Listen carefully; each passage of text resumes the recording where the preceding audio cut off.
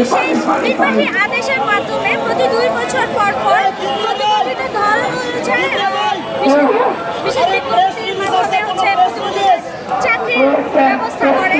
তারপর যে দাবিটা সেটা হচ্ছে বর্তমান শিক্ষা ব্যবস্থা মাধ্যমে প্রথম এবং দ্বিতীয় শ্রেণীর জন্য 2%, তৃতীয় ও চতুর্থ শ্রেণীর জন্য 5% কোটা ব্যবস্থা করে।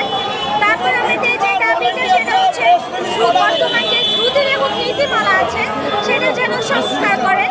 তারপর দাবিটা হচ্ছে প্রতিবন্ধী ব্যক্তিদের বয়সসীমা যেন 35 করা হয় এবং পরবর্তীতে যে দাবিটা আছে সেটা হচ্ছে সরকারি যে 64 জেলায় 64টা সমন্বিত শিক্ষা কার্যক্রম এবং 5টা বিশেষ শিক্ষা কেন্দ্র আছে সেখানে যেন রিসোর্স টিচার হিসেবে প্রতিবন্ধী ব্যক্তিদের নিয়োগ দেন। এই হচ্ছে আমাদের মূলত 5টা দাবি।